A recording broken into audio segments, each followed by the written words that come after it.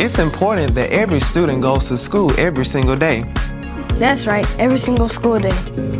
Because face it, if we don't come to school, how will we prepare ourselves for our futures? I want to be prepared for the future, so I'm making sure I go to school every day. Parents, did you know that if a student misses at least 2 days of school a month, they've missed at least 20% of classroom instruction?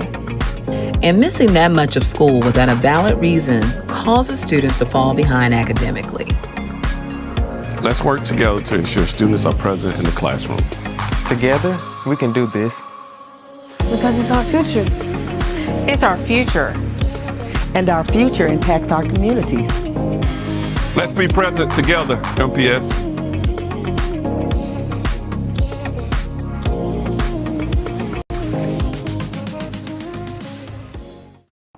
Welcome to MPS Now, your source for the latest news from Montgomery Public Schools. Today we'll spotlight the Serve Initiative, meet Carver, standout piccolo player, celebrate the new Richard Walker studio at BTW, and take you inside a day in the life of our students. This is MPS Now.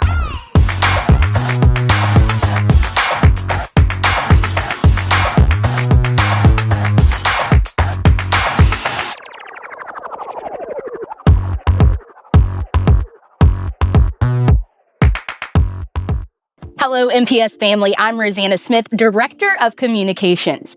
Montgomery Public Schools is proud to announce a new district-wide initiative focused on one of the most important elements of a great school system: exceptional customer service. It's called Serve, and it's about making sure that every student, family, employee, and community member feels supported, respected, and heard in every interaction with MPS. When I began my journey as superintendent of Montgomery Public Schools, I made a commitment to you to listen, to lead with integrity, and to act. One of the key pillars of my 100-day plan is improving customer service, because how we treat people, it matters. It matters a great deal. Whether you're a parent calling a school, a student seeking support, or a staff member walking to work each morning, you deserve to be valued, heard, and treated with respect. Today, I'm proud to introduce our official MPS customer service model called Serve. This isn't just a slogan. It's a district-wide commitment that will shape the way we interact, the way we respond, and the way we care for every individual who walks through our doors or calls on us for support. SERVE stands for support every stakeholder, engage respectfully, respond promptly, value every voice, and exceed expectations. Through this initiative, MPS is not only raising the bar for service, it's reinforcing a culture of excellence that supports student success and strong community partnerships. We invite families, staff, and partners to share their experiences and help us continue to grow. Because at MPS, when we serve together, everyone benefits. It's time now for MPS Now Student Profiles, highlighting the incredible talent across our schools. Today, meet Carver, standout piccolo player whose viral performance has everyone talking. I've been playing piccolo for about 2 to 3 years. Besides piccolo, I play flute, clarinet, bass clarinet, also some tenor saxophone. This really started around my 8th grade year when I met Miss Phillips in my 9th grade year. During that time, I played all the woodwind instruments and I just got it. I always liked to be different. Like, I didn't want to play football. Sports really wasn't my thing. Like, I just wanted to be different. I was very shocked. I did not expect none of that to go viral. I didn't even know I was being recorded, because I found out right after the game, my band came in and told me that I had went viral. I didn't know what he was talking about, so I get on the bus, check my phone, I got like 100 texts, everybody blowing me up, and I seen the video, I was like, oh my God, that's me. It made me go way harder, because I used to doubt myself playing piccolo, but with the more recognition I get every time I perform, I get more confident every time. I don't got a #1 college, but I'm really looking at like schools like Southern, Jackson State. And that's really my main two. My only hobby is playing my instrument. Yes, I love playing my instrument. Be present, be prepared, be productive. When you walk into Booker T. Washington Magnet High School, you can feel the pride surrounding its broadcast program. Much of that pride comes from one teacher whose influence reached far beyond the classroom. Now his name lives on in a very special way. Students and staff at Booker T. Washington Magnet High School dedicated the Richard Walker Studio. For decades, Walker inspired and guided students through the broadcast media magnet, building a program that shapes storytellers, leaders, and media professionals. His tireless dedication left an unforgettable mark on generations of scholars. One of them, Joseph Sims, a 2021 graduate who is now an anchor at WDHN News in Dothan. It means the world to me. Mr. Walker was the best teacher I've ever had, and I know that might sound cliche because a lot of students say that about their teachers, but when I walked in his classroom in 9th grade, I had a dream, but I had about 15 different puzzle pieces that I didn't know how to connect, and Mr. Walker was the one that glued every single one of those pieces for me, made my dream into reality. Another former student, Alicia Fonseca, graduated in 2014. Today, she produces live sports broadcasts for Auburn Athletics and the SEC Network. Having Mr. Walker as my teacher honestly set the tone and the foundation for everything that has happened since. I tell people all the time, I'm like, I learned how to edit a video because of Mr. Walker in broadcast. Fonseca says the new studio is more than a room. It's a tribute that ensures Walker's legacy lasts for generations.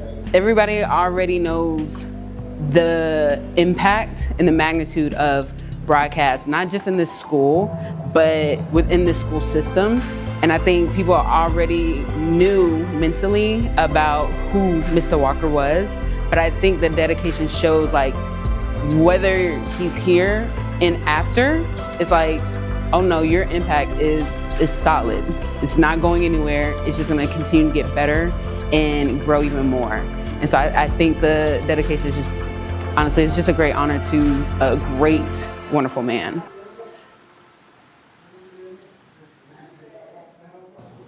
Every school day counts. That's why the Be Present, Be Prepared, Be Productive campaign is more than just a slogan. It's a way of life. From start to finish, student badges help make each day smoother, safer, and more successful. Let's take a look at what that really means for our students.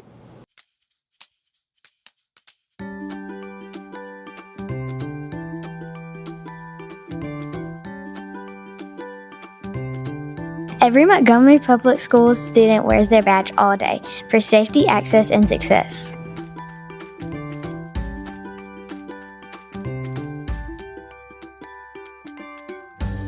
From the bus to the classroom, badges keep students moving and productive.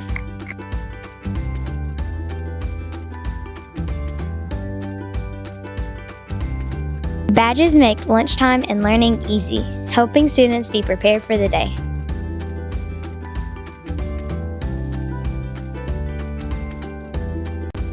Badges keep our students safe and accounted for. Every day counts.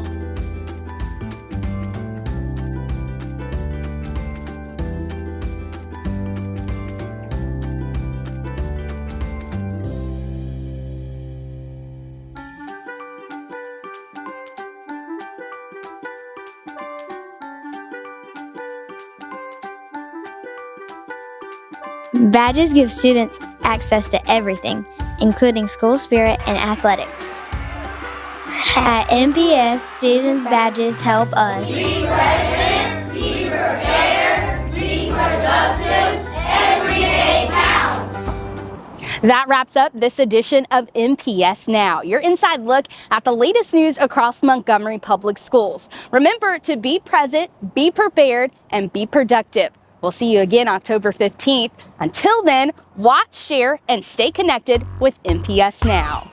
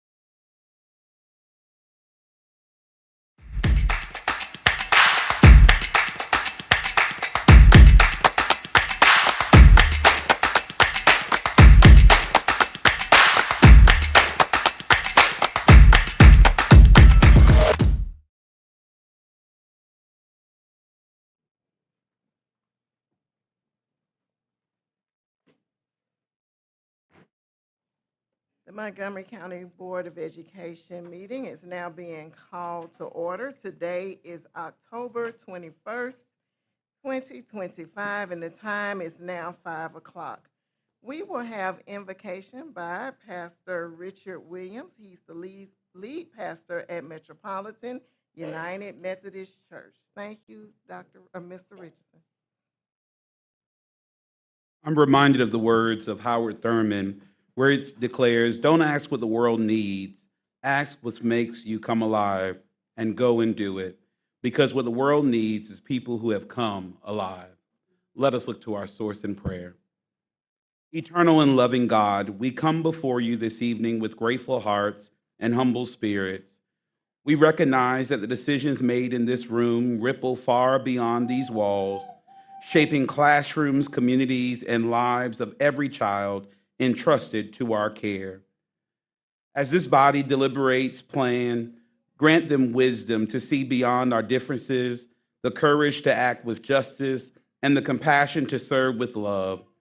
May every policy and every conversation reflect our shared commitment to nurturing the full potential of each student.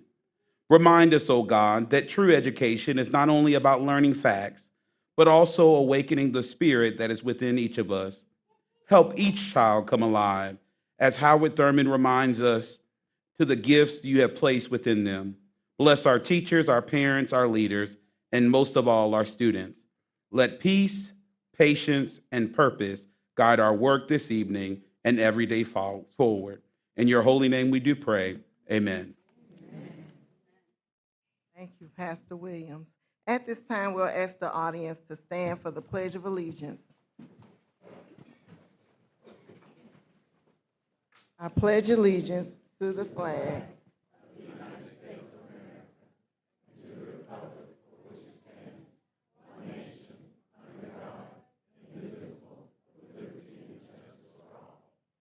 Thank you.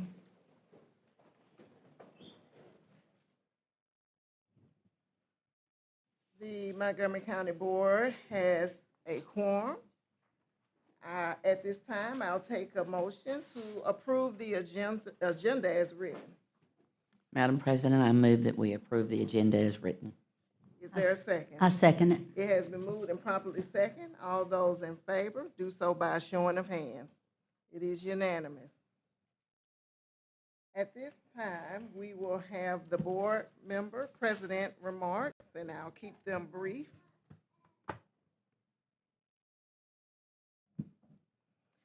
Good evening, board members, our community members, our parents and teachers, and even the students who've joined us this evening, and the little babies, I heard them. I want to say it is great to be a servant of the MPS community as a whole.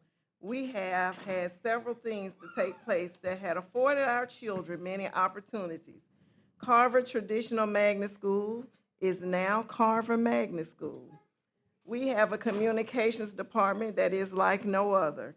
They have been getting the good news of what is happening in MPS out to the larger community. There are several highlights that include our students giving their testimony of the great things happening in their classroom. We have band students going viral and little artists from Forest Avenue whose art is featured in now the Montgomery Museum of Fine Arts. We have students taking advantage of the math ACT prep that we will hear about in more details, and in addition to that, our merit scholars. Currently, we are and continue to be fiscally sound and responsible. We have a AAA rating from S&P. We have projects in the way to help enhance the work that we do for the children that we serve. We have state-of-the-art football training rooms that rival most college football training spaces. We will continue to update our athletic facilities, band programs, theater, photography rooms, medical rooms, and many, many, many more things. We are putting our money on students, and that is a fantastic thing. We have many more things to do and cover, but we could not do it without working together, and we could not do it without the support of the community. As you have been driving around from billboards to signage on the fences and around the city, You have seen our very own MPS students sharing with you their aspirations and dreams. We are MPS thriving. Our students are present and prepared to walk into their purpose, all thanks to the community who believes in them. We all do it for them. Thank you. Dr. Byrd will now start with the superintendent remarks. Good evening, Madam President, members of the board, and to our MPS family and community. Over the past several weeks, our focus has continued to center around academic excellence, operational accountability, and cultural transformation, all in alignment with our 100-day entry plan and the broader MPS vision of MPS Transformed, our schools, our communities, and our future. As it relates to academic and student success, our schools have made significant progress in strengthening instructional practices and supporting student achievement. We've continued classroom walkthroughs, data reviews, ensuring alignment with our instructional framework and our pacing guides. I'm proud of the increased emphasis our schools are placing on daily bell-to-bell instruction, interventions, and enrichment. We're also finalizing plans for expanded dual enrollment and career pathway opportunities through partnerships with Trenton State, ASU, AUM, and Huntington College. These collaborations will provide students with greater access to credentials, certification, and early college credit. As it relates to cultural and climate, our principals and teachers are doing a great job reinforcing expectations for student behavior, attendance, and engagement. We've also expanded our customer service initiative SERVE to include front office and support staff support all across the district. This initiative emphasizes our commitment to providing every student, parent, and staff member with a positive and professional MPS experience. Partnerships and community engagement. Our partnerships continue to grow. We've deepened our relationship with Maxwell Air Force Base, with the Montgomery Chamber, and local business leaders to expand student learning experience and workforce pathways. Our communications team has also been hard at work, increasing engagement through the MPS podcast, Stronger Together, and our MPS newscast, highlighting the amazing work that's happening all across our schools. As we move into the next phase of this school year, our priorities, they remain clear. Strengthening teaching and learning, ensuring safe and orderly schools, maintaining operational excellence, and continuing to rebuild community trust through transparency and results. I want to thank our board, our principals, our teachers, and our support staff for the continued dedication and teamwork. Together, we are moving MPS forward, one step, one student, and one success at a time. Thank you all so much. Thank you, Dr. Byrd. Our next, we'll have board recognitions from Rosanna Smith-Bruton. Good evening, everyone. Good evening. Good evening, Madam President, Dr. Byrd, and board members. It is truly an honor to be joining you this evening, and we have a number of recognitions tonight. I would first like to mention that we had some exciting news for our third graders just a couple of weeks ago. More than 400 from 26 elementary schools were awarded free fare tickets for their perfect attendance. And this was all made possible by one of our school attendance ambassadors, D.A. Oliver.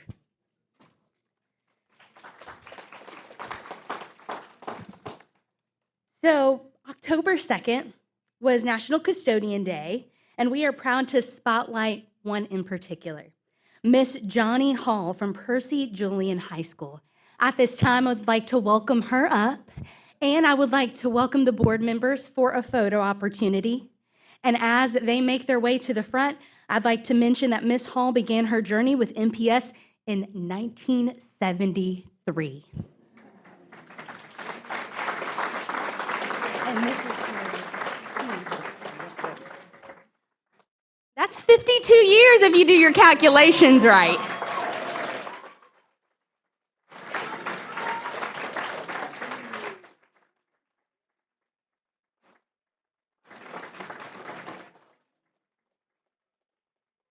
She has dedicated herself to making sure that our schools are clean, safe, and welcoming. I would also like to point out that she is 81 years young.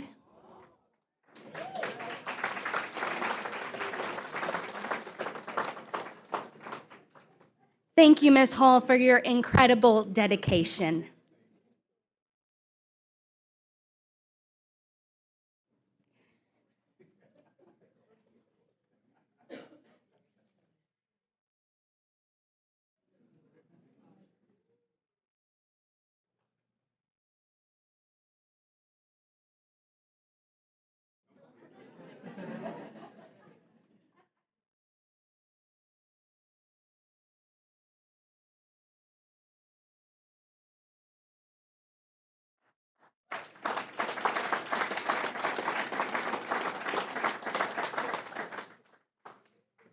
And board members, I would love for you all to stay through the recognitions. That way we can make sure that everyone has an opportunity to take a photo with you.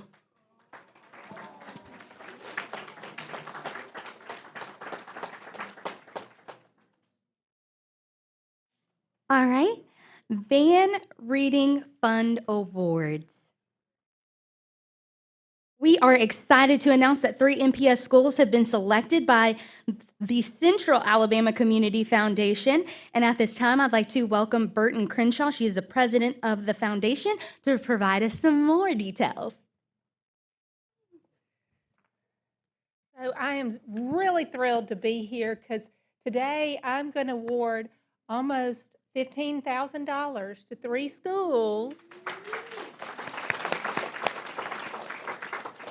So the Mary L. and Eugene Van Reading Fund was established by their son, Roy Van. It was a vision of Mr. Van to honor his parents by providing resources to strengthen reading programs in schools serving Montgomery students. So our first recipient is Dalrata Elementary School.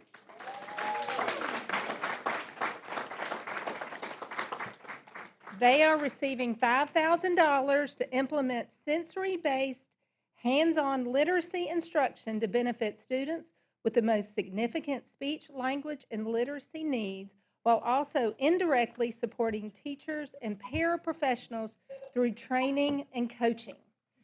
All right.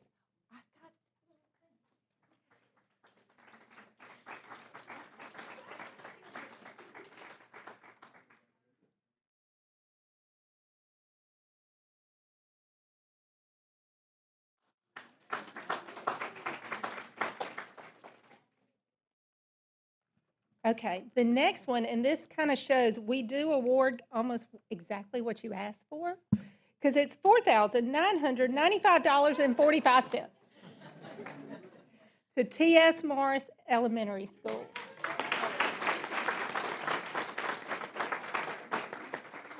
This is to provide computerized accelerated reader programs to 365 students across 17 classrooms.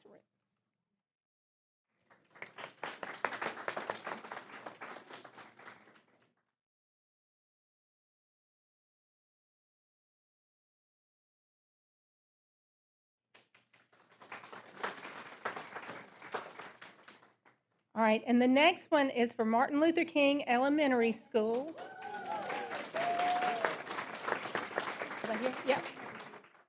And it's for $5,000 to increase, and now here's my reading skills coming into question. Phonemic, thank you. Maybe I need to take this program. Phonemic, phonological awareness. Awareness, I got you. I got that one. Among K-3 students by implementing phonemy. Thank you. Wow. Okay, I need to go back to school. A power play, a comprehensive school-wide initiative.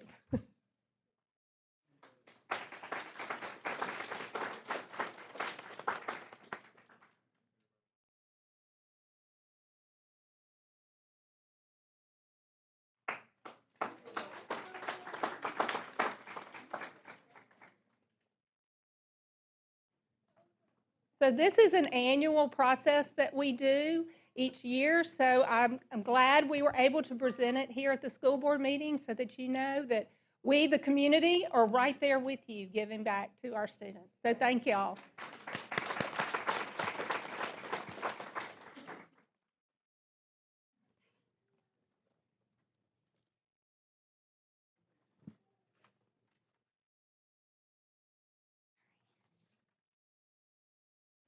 At this time, we would like to recognize our National Merit semifinalists.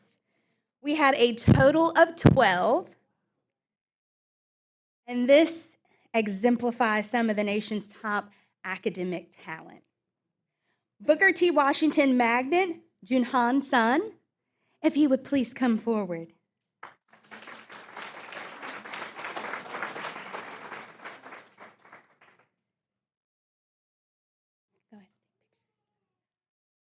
While they are taking those photos, Lamp High School had 11. Daniel Kim, Pearson Coley, Joshua Dryskowski, Evan Zhao, Jayton Banna, Jerry Chin, Layla Smith, Ariel Shin, Rama Jaron, Carson Washington, and Ava Ellis. If they are present, if you would please come forward, we would greatly appreciate it.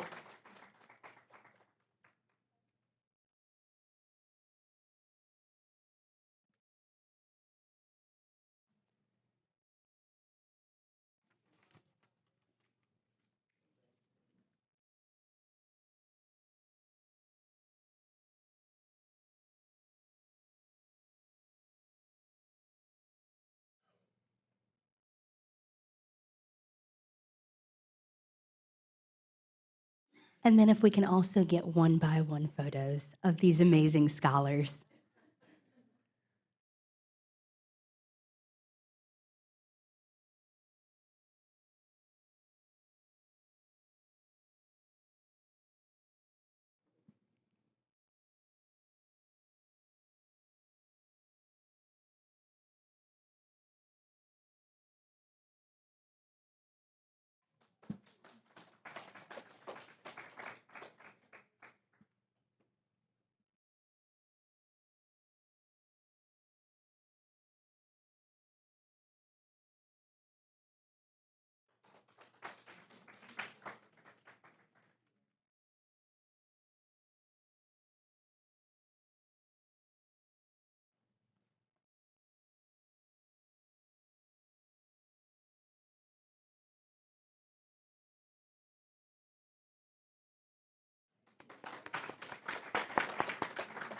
Congratulations once again to these amazing scholars on their dedication and excellence. At this time, we would like to recognize and congratulate Reva Gupta, a talented fourth grader at Forest Avenue Arts Magnet. Reva's beautiful painting is not only on display at the Montgomery Museum of Fine Arts, but it was also purchased by the museum to become part of its permanent collection.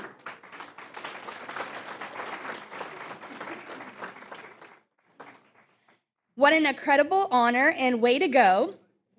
Her story was recently featured on our MPS Now newscast. So if you have not had an opportunity to check out our newscast, please do.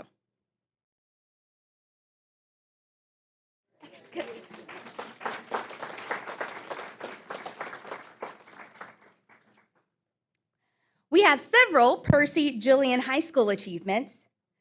Some big wins for the school. Dr. John Smith earned $1,000 in grants from Guardian Credit Union for the bowling team. I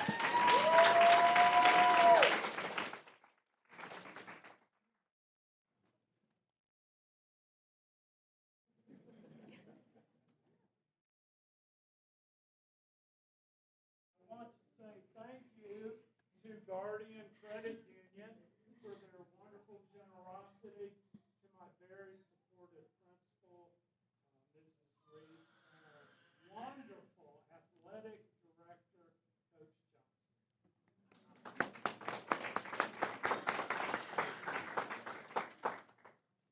Percy, oh,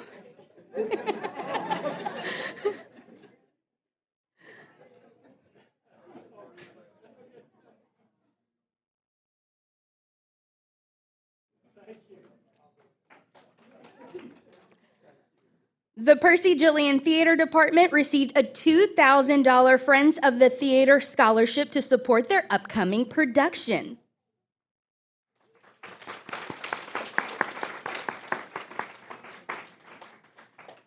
Their principal is going to stand in for this photo. Yes.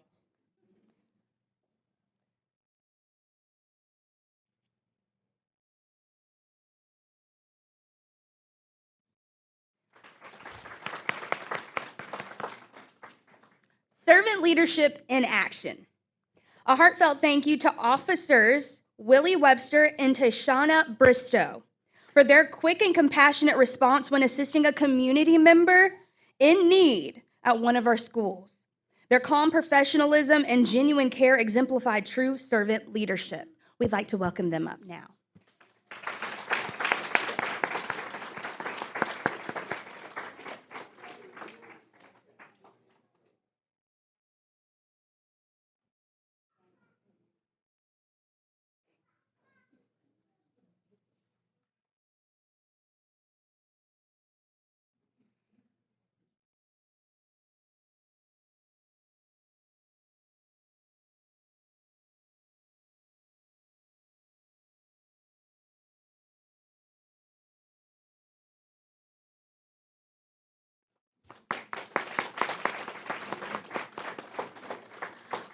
We would also like to recognize Officers Jason Goodson and Mellis Hall for their life-saving response during a football game at Lamb. Their swift action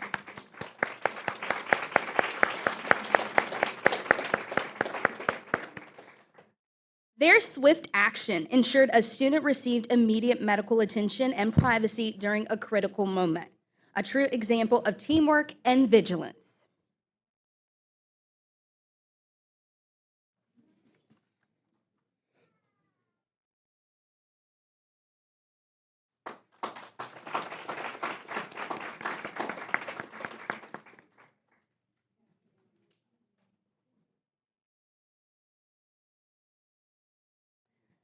We have a special recognition at this time. I'd like to welcome Athletic Director Ruffin.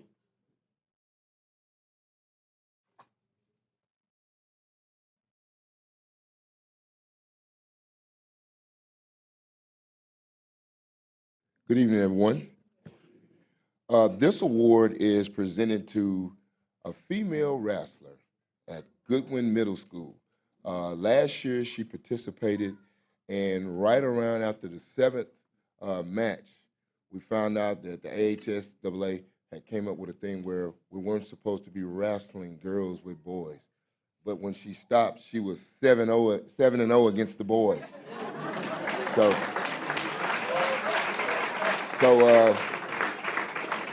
we want to bring up wonderful scholar athlete Jaden Dawson, and this year the girls will be wrestling in their own division, but we're going to give to her the District Athletic Directors Award for going 7-0 against the boys competition. Let's go up to it.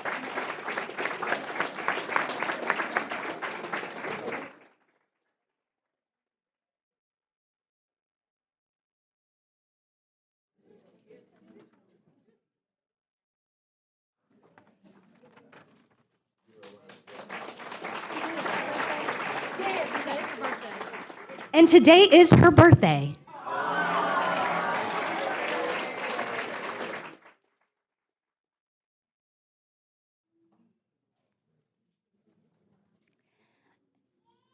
And please forgive me on my part. I want to quickly go back to Officers Jason Goodson and Mellis Hall because there was an assistant principal, Deborah Johnson from Krupp Elementary, who actually assisted them when proceeding with those life-saving measures. I'd like to bring her up along with those two officers again.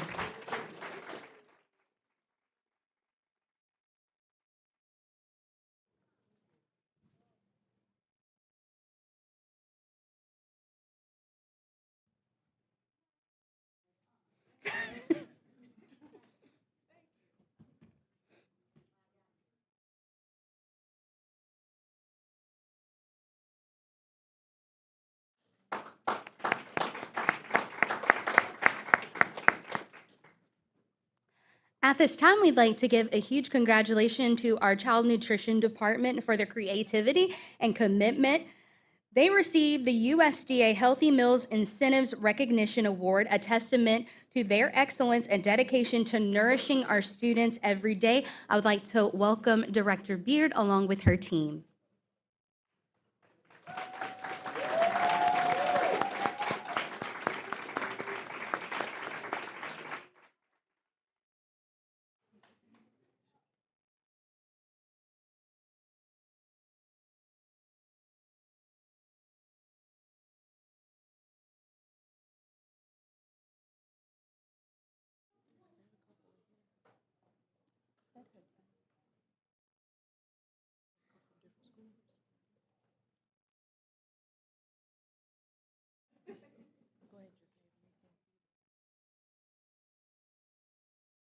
And I know we have several CMPs who are here.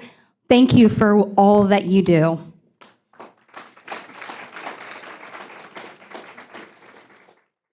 And they do have a child nutrition program job fair tomorrow, Wednesday, from 9 a.m. to 1 p.m. over at Grove Street.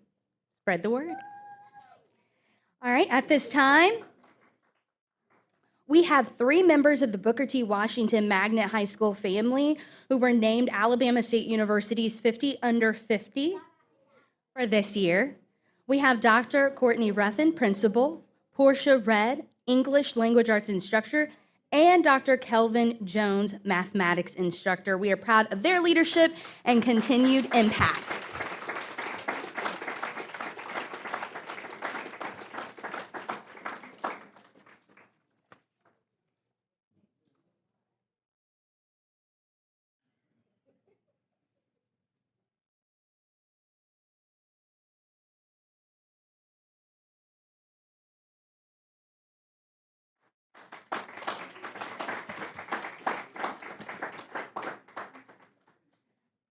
Thank you very much.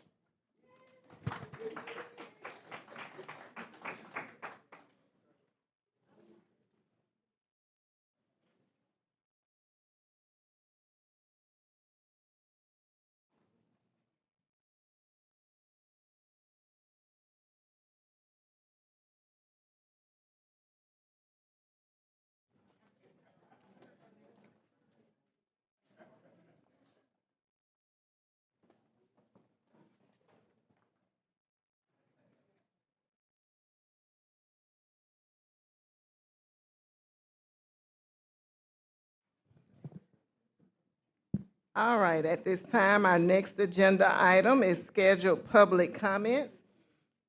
Requests must be made in advance and writing to the superintendent's office by 4:30 p.m. on Tuesday preceding the meeting date. Requests must have specified the nature of the business. I'm sorry. Thank you, Ms. Poole. Okay. Requests must have been specified, must specify the nature of the business to be taken up with the board and the name of the person who will address the board to be added to the agenda. Communications must be respectful. Discussing specific student or employee matters will not be allowed. Individuals who have concerns that are inappropriate to be solved in this venue are welcome to seek a problem-solving meeting with the superintendent. Immediate feedback by the board may not be provided. However, you may be contacted for follow-up by the superintendent or his designee. Public comments may not exceed 3 minutes. The board chair has full authority to terminate the remarks of any persons whose comments contain personal attacks, exceed the time limit, or are otherwise inappropriate. A speaker may be considered disruptive who continues to speak when their allotted time has ended. When asked to stop speaking by the board chair or is otherwise inappropriate, if a person fails to comply when asked to terminate comments, he or she will be escorted to their seat, out of the auditorium, and/or off of MPS property, depending on the level of disruption. At this time, we have Ms. Phaedra Carson Foster. October is National PTA Family and School Safety Month. What it means for Montgomery. Ms. Foster.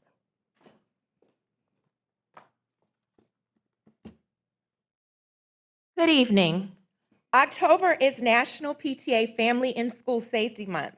This week, October 19th through 25th, is Safe Schools Week, and tomorrow is National Save Day, Students Against Violence Everywhere. These observances remind us that firearm injury is now the leading cause of death for children under 19. Every year, 3 million children in America witness gun violence, and it impacts their ability to learn and thrive. PTA has long advocated for evidence-based strategies to keep students safe, but real progress requires strong family-school partnerships. I want to thank all 7 of the sitting school board members for their participation in the PTA. Collectively, you have attended council and unit meetings, participated in trainings, helped reorganize dormant units, and you were among the first LEAs in the United States of America to adopt the National PTA's new 6 standards for family school partnerships. Last year, the current board president and vice president participated in our October town meeting. This event took place on the same day that the National PTA released its blueprint for parent leaders to take action on gun violence prevention. We were fortunate to have former National PTA President Otha Thornton, the first African-American male president of the National PTA, present for this event, and the sitting probate judge provided an introduction. I am sure that this board and our current superintendent, Dr. Byrd, recognizes the importance of that representation in this community. However, that town hall meeting, which focused on family engagement and violence prevention, received no promotion from MPS. Fast forward a year later, Montgomery recently made national news for gun violence, and we all saw who was being blamed along with the alleged perpetrators before the alleged perpetrators were even named: parents. Now more than ever, our district must honor its commitment to the family school partnerships policy. I appreciate Dr. Byrd's fresh leadership. Under his tenure, the Montgomery County Council has returned to holding meetings in this auditorium. However, we are still dealing with some of the same impediments and shenanigans that prevent us from organizing and addressing the issues most affecting families in our community. So tonight, Ms. Portis, I am respectfully requesting a meeting with Dr. Byrd and the head of Student Support Services to clear up the confusion and misinformation that are slowing progress. Next month is Family Engagement Month, and I hope to stand here again, not to talk about shenanigans, but to celebrate the real accomplishments in our partnership. Thank you.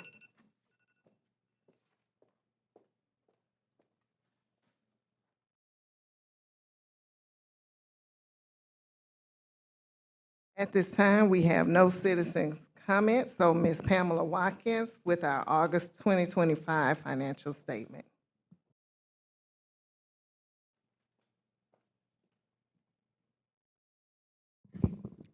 Madam President Smith, Vice President Portis, Superintendent Byrd, board members, good evening.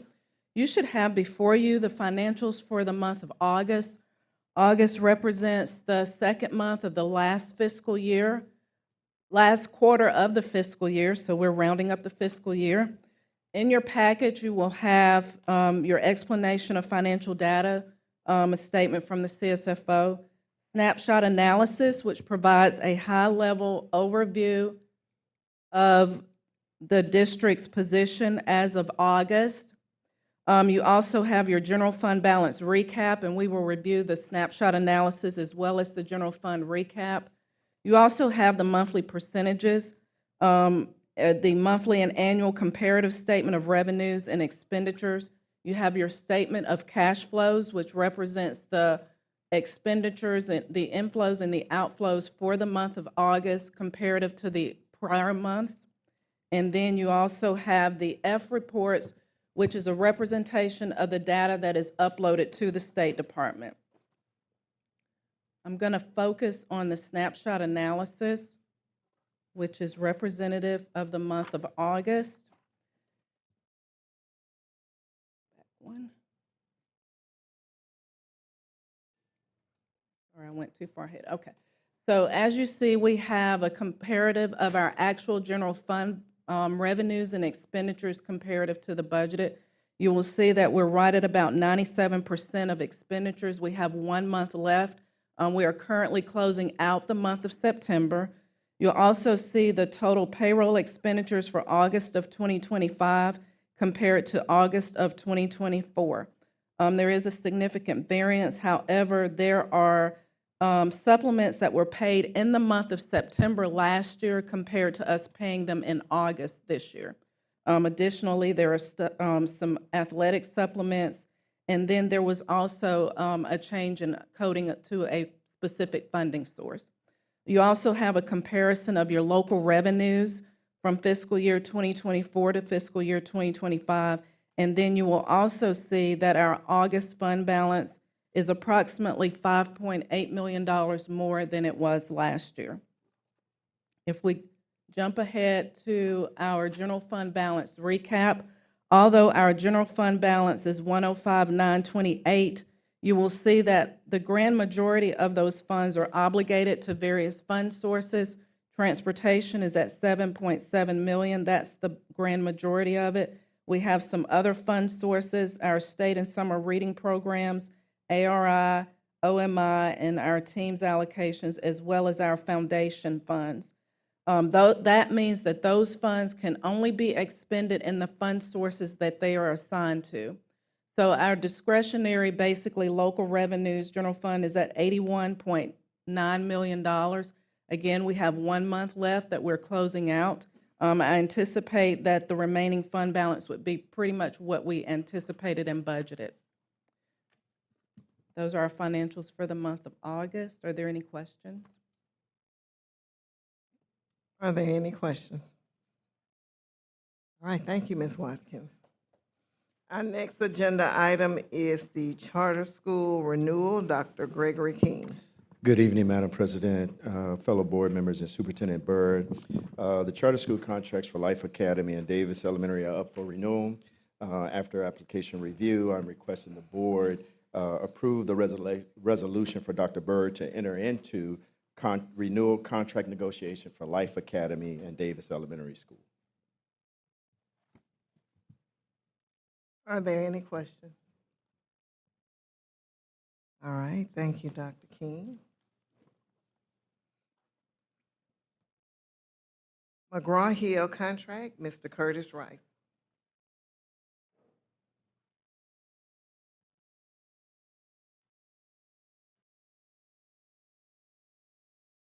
Good evening, Madam President, distinguished board members, and Superintendent Dr. Byrd. Before I go over talking about renewing Alex, I just want to thank you for all that you do, because it's important. Some of the things we don't see you doing in the background mean a lot, and then some of the things I'm able to do is because of you guys. Now, when we want to renew Alice, Alice is our university screener, and we want to continue improving students, enhancing the math. But when we think about Alex, there's two things we're looking at. One, direct instruction or tier 1 instruction. How well did we do tier 1 instruction or direct instruction? Number two, the knowledge check is the part that identifies learning gaps. But when we talk about the learning gaps, it also gives each student a personalized pathway. But it's not just for the struggling students, but also a pathway for our overachievers. Because sometimes we only think about the underachievers or the ones that are struggling, but we also need to maintain students that are exceeding. So it's great for the pathways and having unique pathways for each student. Okay. And then the benefits is you can see real-time progress. You can differentiate. For example, if you had a group of students and one student had a 504 plan, you can give that student back the assessment and they can retry the problems and give them more time. And then it can also bridge the gap between practice and then the assessment within the class. And I need to slow down because I just been thinking about doing this all day, and I'm sitting here I'm over there like mumbling something. I'm like, hold up. Y'all great people. I'm sitting there looking like, well, what's going on? All right, all right. So the next part about Alex is that teachers can integrate the lessons. Alex evaluates students' mastery of these standards, And then it also shows strength and readiness or weaknesses so that we can do intervention and MTSS. So it's important that we have tools that can identify the strength and weakness of our students so we can better assess and support them. And then the knowledge check. Now, the knowledge check is the part where that's the piece where we can find out misunderstanding, misconceptions, and also the part where we can build students up. And it didn't show up. All right, so the last piece is I'm hoping that we'll get to a point where we can share our data. So for example, when you see the ACAP is the big umbrella. Then under that umbrella, you have ACT work keys, then you got ACT with writing, and then you go down, you make 10th grade pre-ACT, then you get down to elementary middle school, the ACAP summative. But we need, for like another program we have, to share our data, that make sure that they're showing how this knowledge check is benefiting kids. Are we really preparing kids to be prepared for college and career? So I'm hoping that we'll be able to share our data so then they can show us some how this knowledge check is really helping. So we're asking for a 1-year renewal so we can do some research and study because we want to make sure we have the best product for our kids because it's important. Are there any questions? Ms. Cloud? How is this dovetailing with schools PLP? All right, say that one more time. I want to make sure I How hear you. is Alex dovetailing with schools PLP? Well, right now, the PLP, they're not connected right now. School PLP and Alex, it's not really connecting because when we do the usage, the school PLP, those kids are using that program is not using Alex. So it's not really, what we have to do is we're going to have to do get them to start using some of our data so then we can see different entry points and see will that help our kids. But right now, it's like kind of separate right now. Thank you. Ms. Portis? I think one of the questions we had that I didn't get an answer to so far, we're renewing this, so this is not new, correct? Yes, ma'am. It's not Do we new. know how well this has served us already?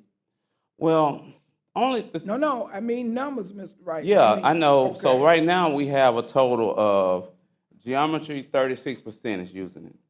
Algebra 1, we have 29%. Algebra 2, 48%.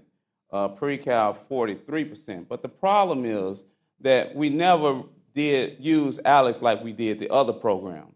See, when you make sure it's connected to our state standards or it's connected to the ACT with using our pre-AC data, then you get more buy-in. Right now, we just never have done that. And if we could do that, we can go, because what they want to do is they want to talk about strategies. No, I want you to connect how your program is benefiting our kids to be college and career ready. And that's the piece that I'm hoping that we'll be able to do so we can get more buy-in. We can get more stakeholders. Because I could say, let's do Alex. Let's do Alex. But when you have more stakeholders, you have interventionists, principals, more people involved like they do in Alex. I mean, this other program we have, I didn't want to say the name, they doing that kind of thing. They're not doing that with Alex. So then that may give us more buy-in so we can have more success.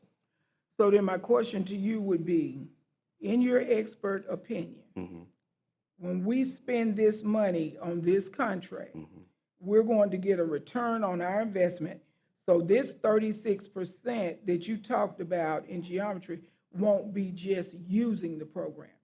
There will be some meat in that percentage to say we had children at this tier, and because of this program, not schools PLP, not anything, but because of Alex, it enhanced, at least gave the child an understanding. We know math proficiency comes later, but at least we would, and we're going to keep data on this from day one.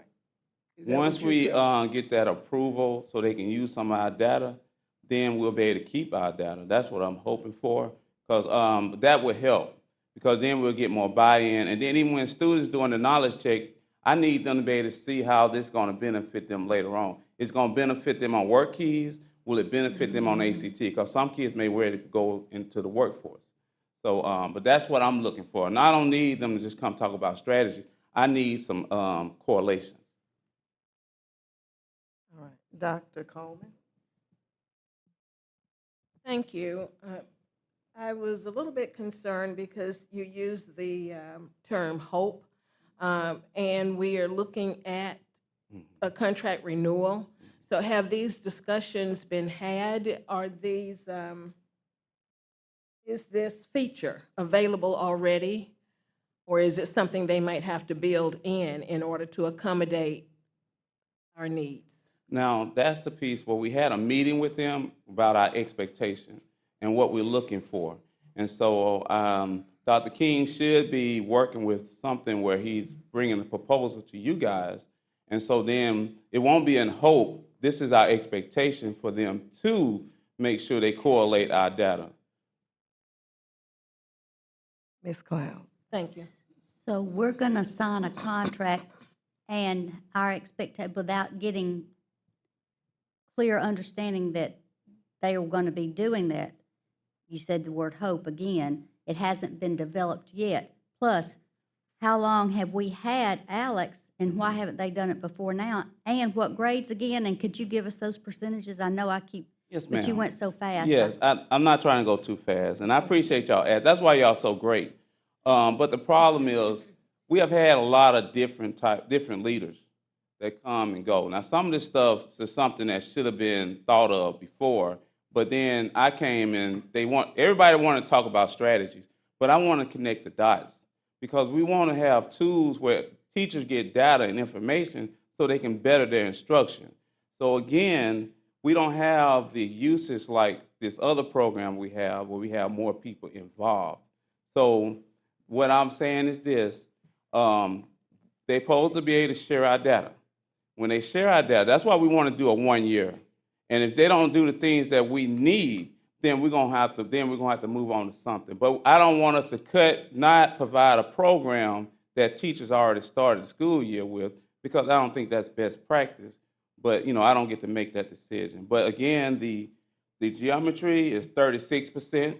And then we also got to know school PLP is taking some of the students away also. Because what I'm saying is that they're not using the ALEX as the knowledge check, or they on school PLP. And nothing wrong with school PLP, but the fact is they're not using ALEX for that. If they have no teacher and they're using school PLP. Go back to those numbers. All right, so geometry is 36%, algebra 1 is 29%, algebra 2 is 48%, and then pre-cal is 43%. And what other program you said you didn't want to mention, but I'm going to ask you to mention it? Okay, I'm talking about iReady. See, they come in with, we sharing our data with them. So they come with a different perspective, and then they're connecting these dots for the schools. So we need the same thing for the ALEX, so they can connect how well this program is working so our kids can do well. And what grades? And we're looking at secondary, but mainly we need to make sure we focus on 9 through 12. But we're looking at 6 through 12. Okay, and that was my question. I was wondering if we were using it in our lower grades and how was it used? Because I noticed you mentioned the upper level maths only. Yes, ma'am. Sometimes for like Baldwin, they have kids that's taking geometry. And so then there are some kids that may test out of iReady. And so you need something else for the students as well. So this will help them with the upper level math. Yes, ma'am. And it can help them with see, you want to make sure you focus on not so many things. So for example, middle school, the main focus is using iReady. But as we get to high school, it becomes more challenging to find quality programs because a lot of the elementary and middle school are similar programs throughout the nation. But when you start diving into high school, it becomes a little bit more challenging. I see Dr. King also getting up, so I'm going to let her, Dr. Coleman, ask her question as you're on your way. Since you mentioned the 1 year, what you're asking us to approve is a 1 year option. And hopefully, when you get ready to negotiate, if they are able to do what you're hoping they'll be able to do, if we want the second and the third year options, hopefully we wouldn't start back at that first number. You know, I see, you know, if you take the 2-year, if you take the 3-year, the price drops a little bit. And so hopefully, if we are successful in getting those expectations met, we will make certain that we're negotiating those prices so that we don't run into a price increase. That's just a little aside. Thank you. Okay, go ahead, Ms. Cloud. And what's the fund source for this? General funds. General funds. Yes, and let me just clarify a few things. Alex is a supplemental resource that is designed for students to take a diagnostic to see where they are in terms of their mathematical understanding. And so with that, the system allows students to be assigned certain practices in order for them to strengthen those skills that show up in the diagnostic. So this is complementary to our math reveal, our reveal adopted math source. This came along with that adopted secondary mathematics textbook that we adopted. So the other thing that Curtis is referring to is that we had to have DSA agreement, a data sharing agreement, for them to actually look at our data. And so similarly, already has a signed data sharing agreement where they can see what our students are doing, and then they correlate that to how our students are performing on ACAP. We didn't have an agreement with Alex to actually do that. So we have, and it will be presented for us to sign that agreement so they can then take the data and then give us the data back. And so we will be able to see in real time how well this program is correlated, not only with usage, but also how well our students are doing on ACT and work keys. Again, and most importantly, the reason we only wanted 1 year is because a number of our teachers are using it. And so we want to make sure that there is a transition off-ramp. And so this does give us the opportunity. It will give us the opportunity to actually further evaluate the program. And this is not only the program we'll be evaluating, because there are several programs that we've already started evaluation in terms of the online learning that we're using. This is just one of them. Already's already doing what you're wanting them to do. Only for grade, yeah, because they had a signed agreement, yes. They have a signed agreement, a data sharing agreement, and that's from grades 2 through 8. Well, the closest one to being 50% is Algebra 2, and it's at 48. Yes, ma'am. That makes me, it's not like something that jumps out and said, oh my goodness, let's. No, I understand that. We certainly understand. But to Mr. Rice's point, apparently there were other programs in place that kind of reduced the usage of it. So the teacher, is going to use whatever they feel like will be best for the student in the classroom, so they're going to pick and choose. Yes, ma'am. I did want to ask, how long have we had Alex? I know it's been a minute. It should be, I want to say, since 2019. Now, some years, when I looked at some of the years, it was more usage. But as we progress and move, then it's becoming less because of the fact of how it's connecting to my reality, how it's connected to my assessments. So, now you see that the most was the juniors, because the juniors, they take the ACT. You had a little bit more in that area, because if I'm going to have a vacancy, I better not have a vacancy for my juniors, because I need them to do well on the ACT. So that may be some of the reason why you see that number. And since 2019, you're saying we did not have all of the components, and I can't remember what you named. I tried to write it down real quick, but all of the components to connect the dots. Yes. And this is something we're just starting to implement in 2025. That's a long time. Yes, ma'am. Yes, ma'am. Yes, And ma'am. a lot of money. All right. Yes, ma'am. My other question was, I did recognize that it was a diagnostic screener. So we just did our beginning of the year screener, August 14th August 14th through August 25th. Is the was the usage low or high in that particular area? Did teachers opt to use something else, or were they required to use Alex? Well, it was asked to use Alex, but at the same time, you don't have all the stakeholders involved. Oh, okay. Thank you, Steve. All right. When you don't have all the stakeholders involved, then you don't have enough meat or enough teeth in it to make everybody do what they need to do on that. So then that's we the get to a problem. leadership issue. Yes, yes. I mean, Oh. we just gonna call it like it is. If MPS said this is what we want to Yeah. use, the board has approved this. The last time I checked, once it's approved here, then it flushes out and it becomes implemented. Yeah. So what then, in the failure to implement it, what are you doing to encourage that the building leaders understand how serious this is for our children, because it is providing data so that teachers can see where our children are? Because when I looked at the high school math, old data, I can see that we need a lot of help here, so we don't have time to be playing around. I thought about this conversation all day, till I almost didn't write my board president speech, because the main thing is going to be the main thing. When it leaves this boardroom and the superintendent brings it to us and we approve it, we expect implementation. Yes, ma'am. That's right. And I think it's just time for us to stop catfooting around the issue and just call it what it is.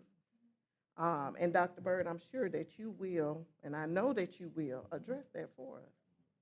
And I want to thank Dr. King for when I brought that up to him, he was all for that. And some of the things that I just, you don't know until you have certain people and you bring something to the table where they listen or they not. So I really appreciate he bring that, because I think that'll bring the reality of what we need to working towards. And even with the ASIP plan, we can focus on trying to dive into the data. So in their ASIP plan, I just have to ask this because you brought it, is it not mentioned in that plan that they will use that particular diagnostic supplemental program? Well, it may not, because the reason why it wasn't connecting to the ACT. It's not connected to the assessment. And that's what we got to work towards.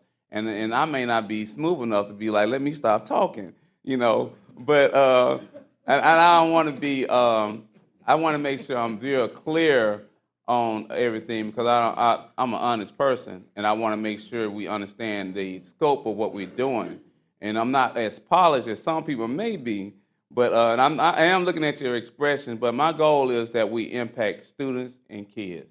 And students and teachers. And I want to do whatever we have to do. I don't mind studying and working hard and getting a group of teachers and getting together and making sure we got the best quality resources that we have. But I am excited that we have Dr. King and Shanice, and because they work hard. I just wanted to say that. Well, 6 years is a long time to have this, and now we're looking at one more year, and as board members, we're being very diligent in what we use and we're getting our bang for our buck, and not only that, but our children are getting what they deserve and need. You're absolutely correct on that, and we stand with that. And we do understand the question and the accountability that comes with that, and we take that seriously, and our response, we have to respond to that. And my last question is, I know obviously there's a lot of accountability that needs to be in place. I know that at the central office you all have your feeder patterns, but that's something seriously to look at. Yes. If this is what we're doing and we're wanting the outcomes that we want and it's not being done, Yes, ma'am. I hope you're bringing it to Dr. Bird's attention, and who will then bring it to our attention. It's a lot of money, and we really spend the money on what the needs are. But if they say it's not a need anymore, then perhaps we don't need to continue to fund it. Yes, ma'am.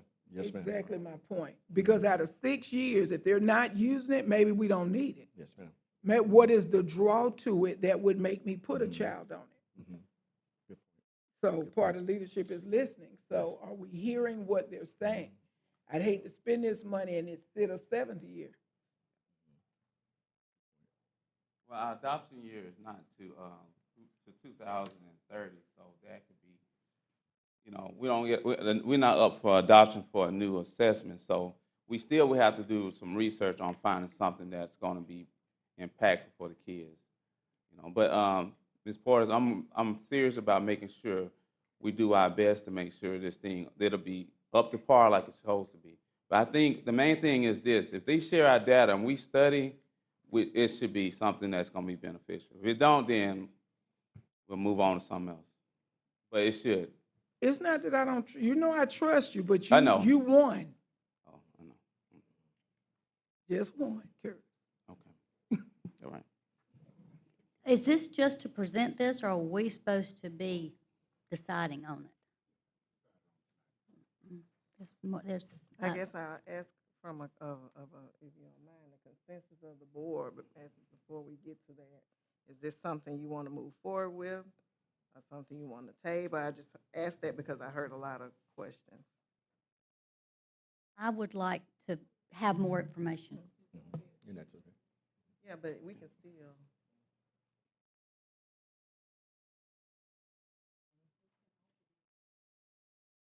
Oh, okay. Thank you. All right. We will. You can do suspend the rules. Yeah, it's done like that before, but I'm going to listen. Yes. We can suspend the rules. You can suspend the rules. Am I right, Attorney Powell? If you want something, okay, she's shared with me that if you want to come up and explain it. You may suspend the rules, however, it is on the consent agenda, and so once you get there, you could have a motion to pull that item from the consent agenda and then move forward voting with the consent agenda on the remaining items. Thank you, Attorney Powell. Appreciate it. May I ask a question? Did we have this on the work agenda last time? No. All right. Thank you, gentlemen.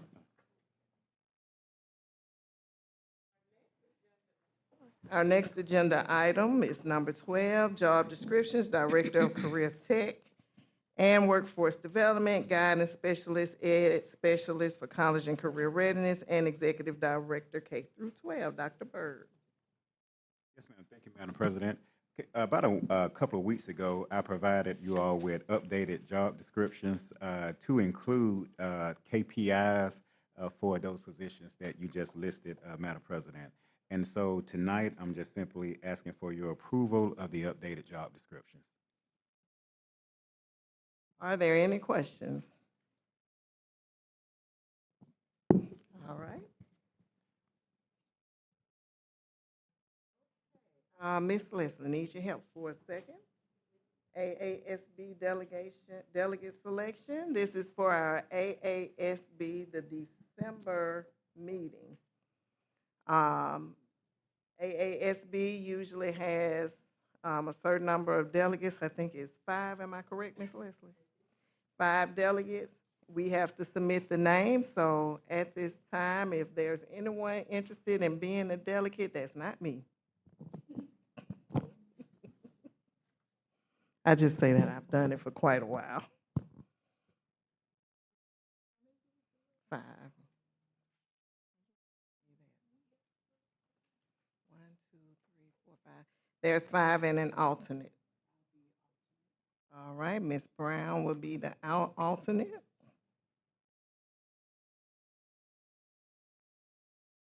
All right, thank you, Ms. Claudia. So much fun. All right, Ms. Claudia will be a delegate. Anybody else? Ms. Cloud will be a delegate. Oh, sorry. Dr. She is telling you, I'm asking you. Yes. Lisa. Yes. Dr. Key will be one. Madam President, Yes, ma'am. I will happily serve, but I do feel that part of our leadership should be a delegate. Oh, man, you see how you put it. Ms. Smith, all right.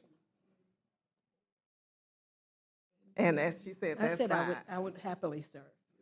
And Dr. Coleman. All right, thanks, Dr. Coleman. I couldn't slip through that crack. I tried. All right, that is it for that, and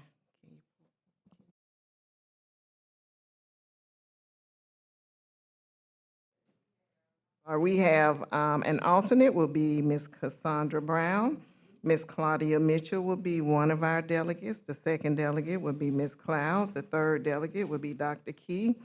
The fourth delegate will be Ms. Watkins Smith, and the fifth delegate will be Dr. Coleman.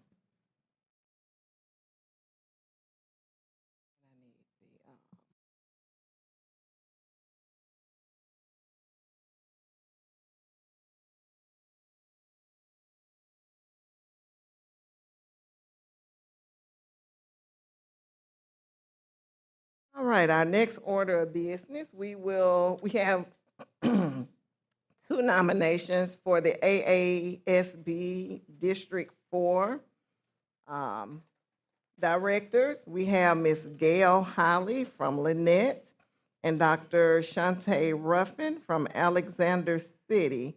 At this time, and it's in your assembly, by the way, to see all the documentation.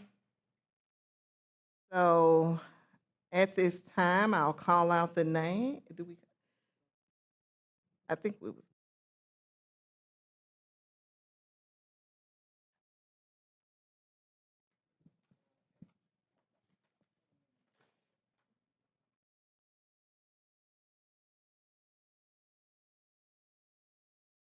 So the question was, do we vote on it tonight? To my understanding, yes, because this is the only time we will be meeting for these delegates.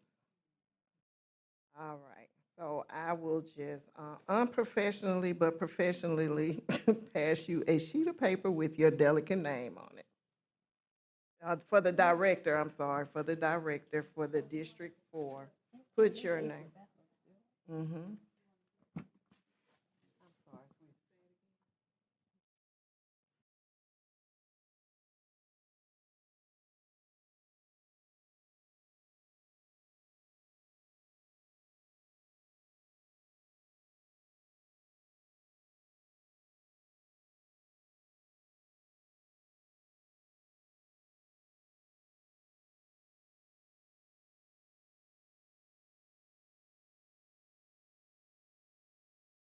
Once you have it, just pass it back. We make lemons out of lemonade here.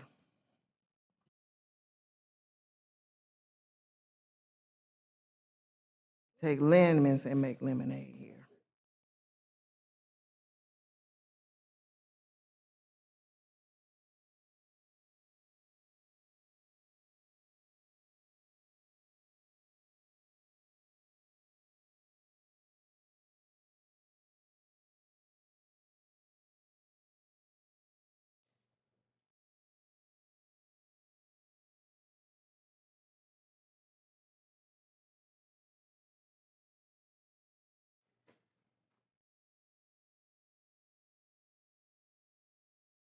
All right. It is unanimous for Dr. Shante Ruffin of the Alexander City School District. So we will submit that information to AASB and we'll send it back to them professionally.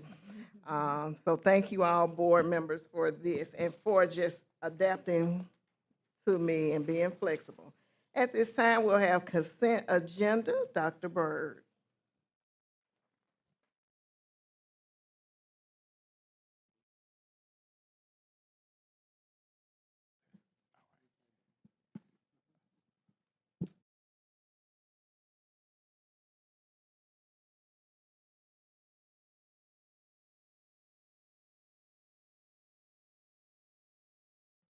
Okay.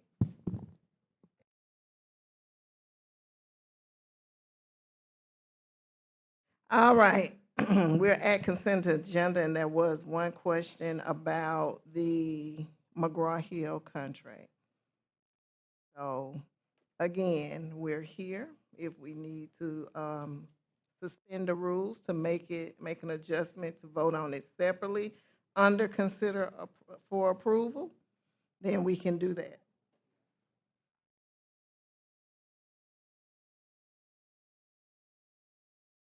All right, Dr. Byrd will move it, make the recommendation and move it to consider for approval.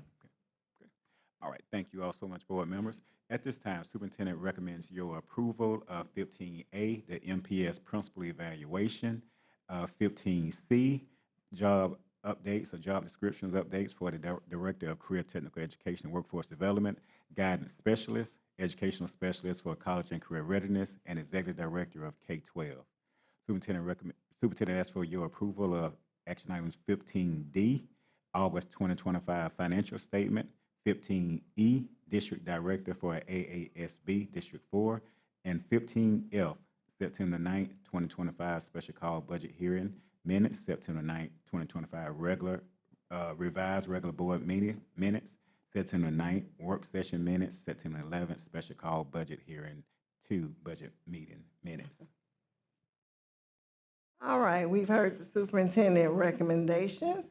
Is there a motion? Madam President, I move to accept the superintendent's recommendations for items 15A, B, C, D, E, and F. You said B. You said B. You didn't say B. Oh, did you? I thought I heard it. I apologize. Items 15A, C, D, E, and F. Is there a second? I second. All right, it has been moved and properly second. Is there any discussion? Hearing none, all those in favor do so by a showing of hands. It is unanimous. Thank you. 16, consider for approval. Thank you, Madam President. Superintendent recommends your approval of 16A, personnel report, certified personnel. Madam President, I'm sorry. The superintendent's made a recommendation. Is there a motion? Madam President, I move that we consider for approval item A on item 16. I second it. All right, it has been moved and properly second. All those in favor? I'm sorry, is there any discussion before I do that? Any discussion? All those in favor do so by a showing of hands. It is unanimous. All right. Thank you. Superintendent recommends your approval of 16B, personnel report, certified addendum. The superintendent's made a recommendation. Is there a motion? Madam President, I move that we accept the superintendent's recommendation for personnel reports certified addendum. Second. It has been moved and properly second. Any discussion? Hearing none, all those in favor? It is unanimous. Is it unanimous? It is unanimous. Thank you. The next agenda item? Thank you. Superintendent recommends your approval of action item 16C, personnel report, classified personnel. The superintendent's made a recommendation. Is there a motion? I make the motion to accept the superintendent's recommendation for C, personnel report, classified personnel. All right, you moved for that, and then is there a second? It has been moved and properly second. All those in favor do so by a showing of hands. All right, it's unanimous. Dr. Byrd? Thank you. Superintendent recommends your approval of action item 16D, personnel report, classified addendum. The superintendent's made a recommendation. Is there a motion?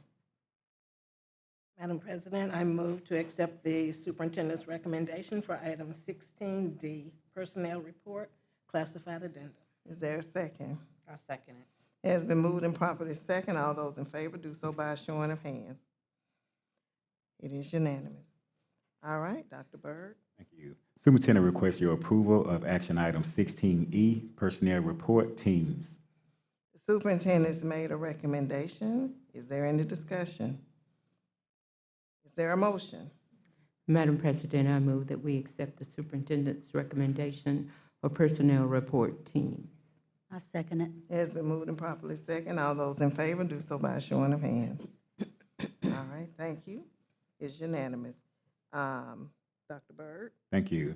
Superintendent requests your approval of action item 16F, 2025 AASB delegate selection. The superintendent's made a recommendation. Is there a motion?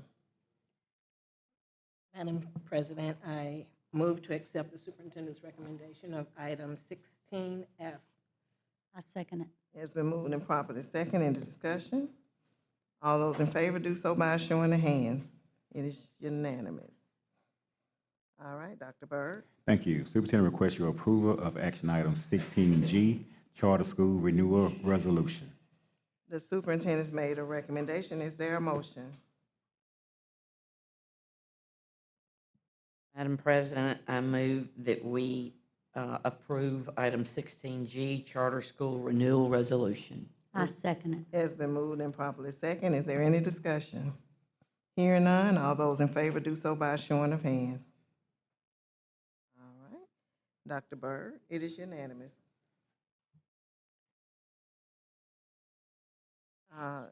Yes, we have moved, B. Item B, the 15B. superintendent, 15B, the superintendent has asked that we move it down under consider for approval under as item H. Is there a motion to suspend the rule for that? Madam President, I move that we suspend the rules to move 15B to 16H. Is I there a second it. Any discussion? Hearing none, all those in favor do so by showing of hands. All right. Is there? Wait, I misunderstood. Oh, we're voting to accept the move. Yes, I'm sorry.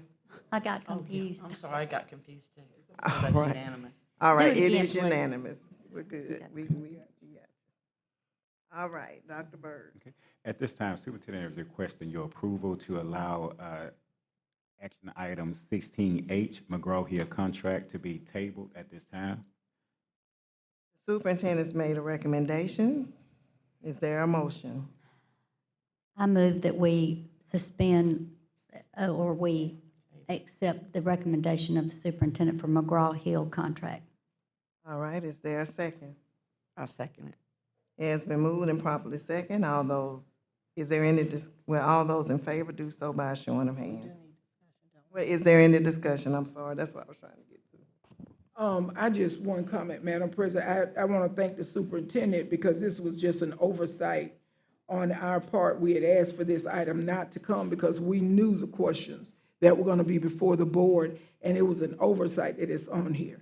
So I thank you all for shuffling and Dr. Byrd for giving us some time to think about this a little bit more. Thank you, Dr. Byrd. And Madam Chair, Yes, ma'am. I will say that, and I do apologize for not hearing him during that consent agenda conversation, but I think the presentation made for us this evening expressed that we have some concerns, and they were only asking for a one-year renewal so that we could set our baseline. So at this point, if we decide, well, the decision is not being made tonight not to renew, but we need to take very seriously the fact that we need something in place as an assessment, and the presenters did express to us the process that they want to go through in the negotiations, getting the data and using that data in the proper way. And again, my question was to verify that they were only asking for 1 year. So to table it, I'd like to know how long is it being held off? Dr. Coleman, I think that's a good question.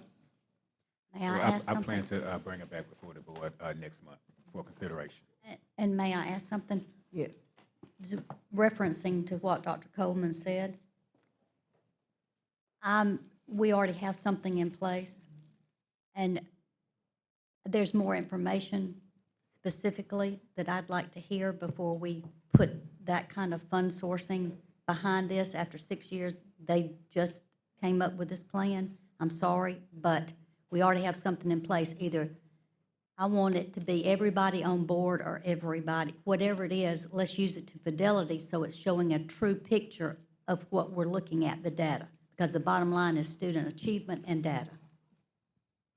Both of you ladies made a great point. Ms. Claudia? Madam President, What I was wondering is, if I'm mistaken or not, is this program works with the upper level math? Yes, So ma'am. that they can have additional support in those upper level maths and providing high level support for those students who have the ability to move forward. And I wasn't sure that the other program goes to that level. That's why I have reprehension about not having something in place until we get something new. So, that's why I'm thinking the 1 year would give us time to just sort of look at everything under the microscope so that we could just come to a good decision. And if I may, Madam President, Dr. Bird, may I speak? The other important thing is that the subscription ends November 30th, and that was probably the sense of urgency that I inquired to just bring it before you.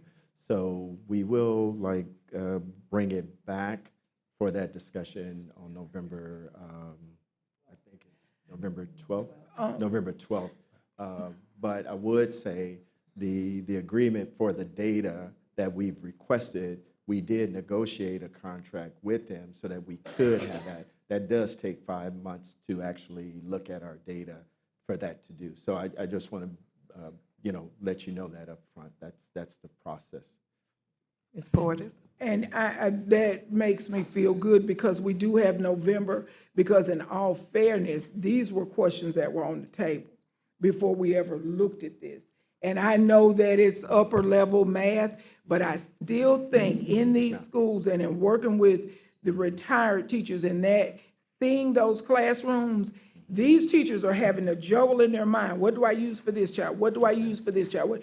If we're going to buy this and implement it, it has to be a district-wide effort. Yes, ma'am. Everybody either has to do it. And a lot of teachers, seasoned teachers, we've got teachers that have sat in these classes a long time. They're not going to use something new to find data when they have data with what's working. Yes, ma'am. So I think giving us a little breathing room to kind of consider that will help. Yes, ma'am. Well, it has to be a process and a procedure in place that everyone, it's got to be a known standard that everyone is going to be using this. So we're not comparing, they're not picking and choosing what they want to do. Yes, ma'am. It's not Morrison's cafeteria. We've got to make sure that they're using the data and we're seeing what the data is, and it's going to take 5 months for them to get this ready for us to use. That's only giving us another half a year. Yes, ma'am. Understood. All right, Definitely thank you. We believe you, Ms. Portis, we believe you. All right, at this time, if there are no other questions, if we've made a motion, we've seconded, I believe, thank you. And now, at this time, all those in favor of tabling the McGraw-Hill contract, do so by a showing of hands. All right, we have 6-1. Okay, all right. All those opposed, so I can have it on the record. All right, thank you. At this time, this meeting, the regular board meeting is now adjourned. We are now going into the work session.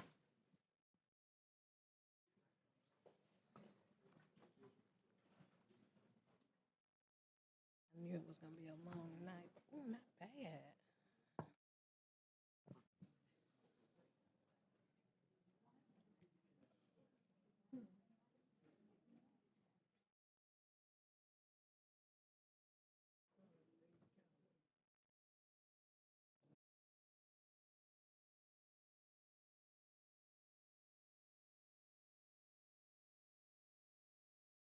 All right, we are ready.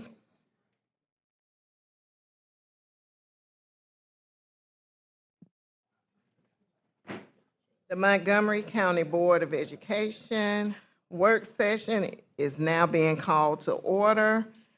Today's date is 10/21/2025, and the time is 6:25. We continue to have a quorum. At this time, is there a motion to approve the agenda for the work session? Madam President, I move that we approve the agenda as printed. Is there a second? It has been moved and properly second. Into discussion. Hearing none, all those in favor do so by a showing of hands. It is unanimous. All right, at this time, Ms. Laura Penn with Volker for an update. Thank you.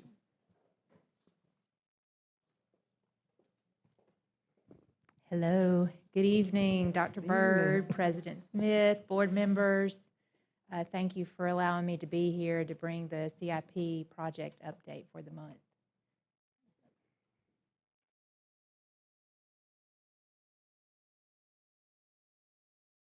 All right, we're going to dive straight into Percy Julian High School project. We are currently hitting about 10% overall project complete and still targeted for a December 2027 substantial completion date.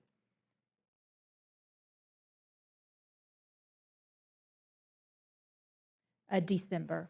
Yes, ma'am. December.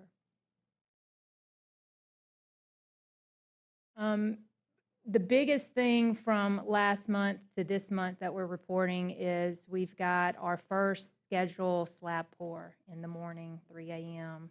We're going to pour about 20,000 square feet of concrete in the west section of A building. And so we're glad to see that, finally see some concrete flowing out there. The contractor is still working on underground rough-in, below slab, plumbing, and electrical. We've also got the site contractor working on the fill areas of F and E, as well as fill area of C. My next slide is actually going to be a multi-vista video. It's an aerial video, so I think it's going to be really kind of cool just to give you an update on where we're at on the site.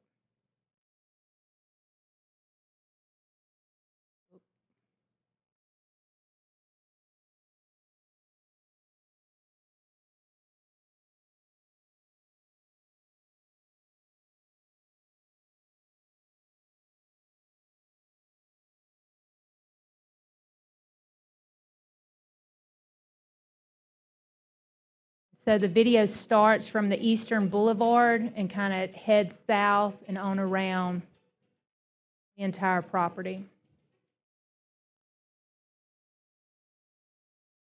What you're viewing now is where the athletic field for the football field is going to be, down on that bottom portion.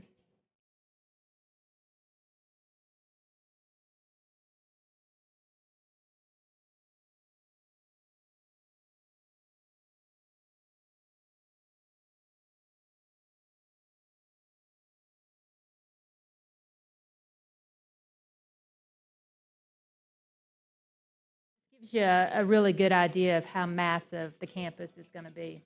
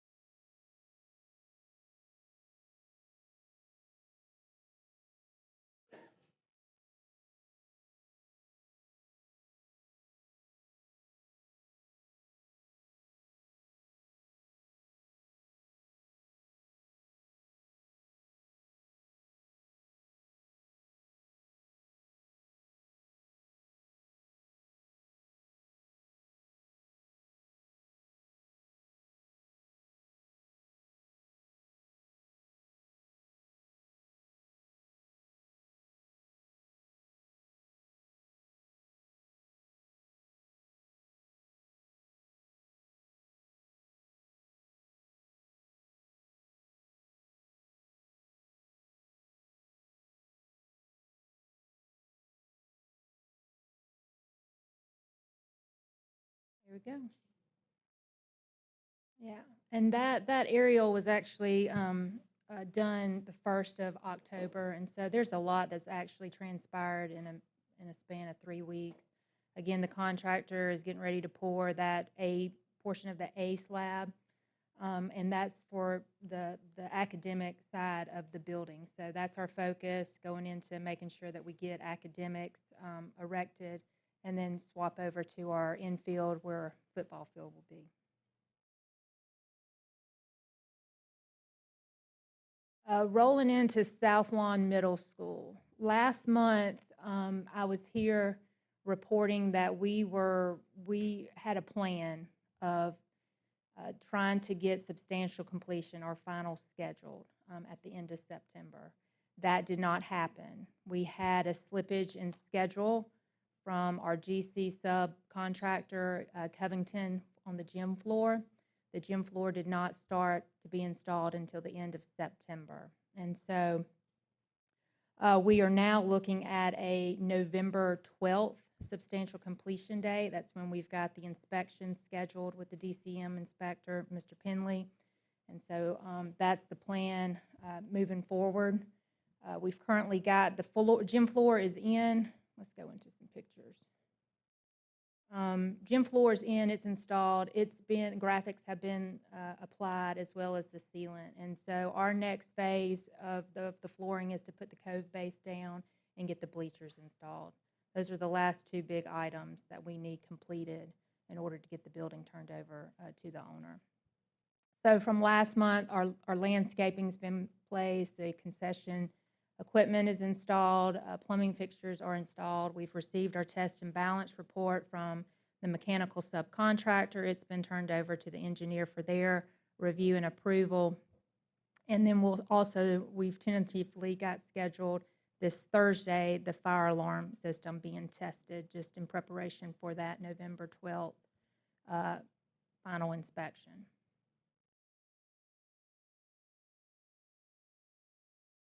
Again, these pictures were taken second week of October, first week of October, latter part of first week of October, with the wood floor going in.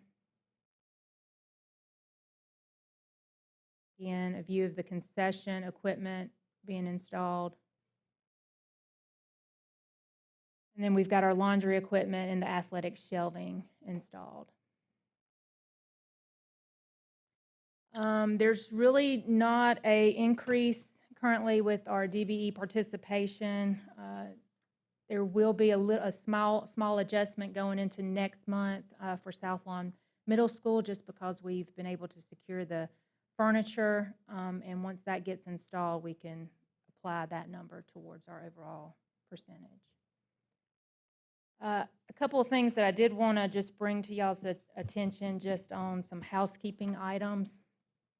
Park Crossing Fieldhouse, we're currently in the project closeout of that project. I wanted to notate, because a lot of times I come before y'all either with change orders, and Park Crossing, we actually were able to acquire a credit back from the general contractor on that project. And so it was a savings of a little over $100,000. That project budget was $11.6 million. What we're tracking currently for the project total is right at $9.9 million. So that's about a savings under budget, $1.6 million, that we'll be able to roll back into the CIP fund, budget fund. Again, Carver High School, 9th grade academy, we've got the year-end inspection. The year-end for the warranty inspection for the DCM. It's scheduled also for November 12th at 8:30. Again, I wanted to notate that our 2023 project budget for that project was $27.7 million. We anticipate the project total coming in right at $24.3 million. So that's about a savings of 3.3 that we'll be able to capture and roll back into your CIP budget. And then I also wanted to provide an update for the new Capitol Heights Middle School project. That architect is GMC, And our goal dates is to begin advertising for that project next month in order to receive the GC pre-qualification packets December 2025. We want to hold the pre-bid January of 2026, a bid opening in March 2026, and pending favorable bid results, we would come before the board for review and approval in April of 2026. And we're looking at a notice to proceed June 2026. And it'll be about a 18-month building construction duration. And then we'll have to do an abatement and demolition of the existing Percy Julian High School during the summer. Any questions? That was a lot. Are there any questions? All right, thank you, Ms. Penn. Yes, ma'am. At this time, we will have Ms. Natalie McKnight with the Fine Arts Textbook Adoption Committee. Good evening, Madam President, Superintendent Byrd, and members of the board. The state of Alabama has started the adoption process for new supplemental and comprehensive fine arts textbooks and instructional resources for grades kindergarten through 12, with implementation to start the 2026-2027 school year. Montgomery Public Schools principals have identified and recommended teachers and parents to serve on the District Fine Arts Textbook Selection Committee. With these recommendations, we currently have all fine arts disciplines taught in MPS represented for the committee. At this time, I am requesting the board to review and approve the recommended committee members before you so that the district may proceed with the next phase of the fine arts textbook selection process that aligns and follows the state adoption timeline. Are there any questions? All right, thank you. Thank you. At this time, we'll have Mr. Chad Anderson with facilities update. I'm sorry. I'm so sorry, Chad. I skipped the name. I'm sorry. We will have Dr. Ronnie McDoughty and Dr. LaShandra for K-12 Social Studies Textbook Adoption Committee. My apologies. Good evening. Good evening, Madam President, Superintendent Byrd, and members of the board. I'm Dr. Ronnie Dowdy, ELA and Social Studies Specialist for K-5, and joining me is Dr. LaShonda Harris. She's the Education Specialist for grades 6-12 for Social Studies. The state of Alabama is currently engaged in the process for new Social Studies textbooks for grades kindergarten through 12th grade to be implemented during the 26-27 school term.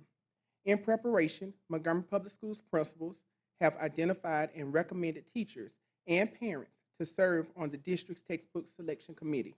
At this time, we are requesting the board's review and approval of the recommended committee members so that the district may proceed with the next phase of the textbook selection process in accordance with the state's adoption timeline. As we continue this work, we will ensure that the board remains informed and updated throughout each phase of the process. Are there any questions? All right, Ms. Brown has a question.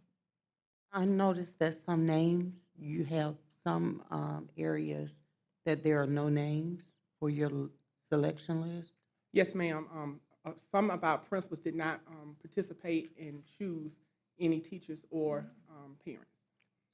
So does that mean that you'll come back when the names are provided, or are you just going to go with what you have? No, ma'am. We actually have enough representation for the entire So we're just district. gonna go Yes, with it. we have Okay, enough thank you. representation. Thank you. And one additional question, what's the state timeline? You mentioned that, I was just curious. Okay, the state timeline, we start with the textbook caravan in November. Once we finish with the caravan, we will start with the committee where we start looking at textbooks and whatnot.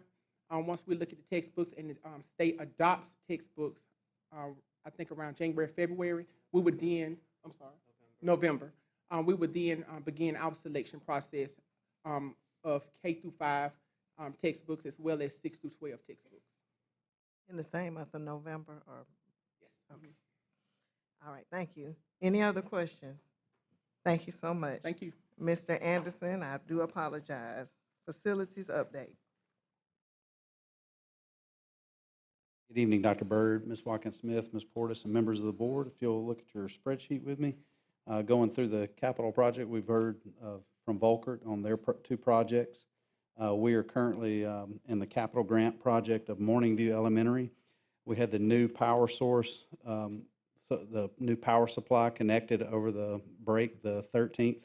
They were able to make that connection and start up the HVAC units for that. So all HVAC units were running. We had one small minor issue with one of the units. They repaired that, got that going. They're also working on controls and the fire alarms in those areas. We're tracking at 98% on that project, and look to try to turn that over here in the next few weeks to the school with the finishing of the metal work. We'll also follow that up with some of the landscaping out front. We'll try to clean that up just like we did at Goodwin and the other areas so we can see the frontage, the new frontage for that school.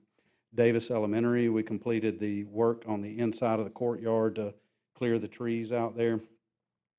Had to do that to begin that's where the phasing will begin on Davis, is on the inside of the courtyard, and working in those areas. And they've been working with the schools administration there to make sure that things are coordinated as far as moving classes around to be able to phase that work in. This is a contractor that's well versed in it. They completed the Goodwin project, and they're versed with our school system and how those things work. The Carver High School Turf and Track is working on getting back on track with their items. We've seen the stonework completed. They have completed the small stonework, and we'll start installation of the turf. That's supposed to be delivered tomorrow, and we'll start that installation for there. Once the turf is complete, they'll do the overlayment over the track. When they pulled the old track up, there was a lot more damage underneath there than was expected. So they're going to be doing that resurfacing of the asphalt on there. That'll take a 30-day cure time before they can put the rubber over the top of that. The Forest Avenue and South Lawn Elementary roof replacements, those have been bumped to a 10/28 bid opening, and look to bring that to you here in November. The JAG athletic improvements, we're waiting DCM comments on that. Everything is looking good for that piece. And again, we're phasing that project in where we'll do the field renovations this fiscal term with the ATF funds, and then pending on ATF funds and what we're allotted this next year from the state, we'll look to complete the field house portion of that. And that will give all of our traditional schools with the larger like football programs, those field houses like we've seen at Park Crossing and Carver, and what'll be coming to Percy Julian as well. And then the Danley Elementary HVAC renovations, similar to what we've done at Goodwin, Davis, Morningview now. That's what's currently under design. We look to have that bid out before Christmas, barring any kind of recommendations from DCM and their comments to push that forward. Are there any questions? Here none. Thank you, Mr. Anderson. All right, we're at new business. Ms. Brown, did you want to present this or wait till next month? Okay. All right. At this time, the Montgomery County work session is now adjourned. Our next board meeting will be Wednesday, November the 12th, 2025, starting at 4 p.m. with our annual meeting in our annual meeting training room. You all have a good night.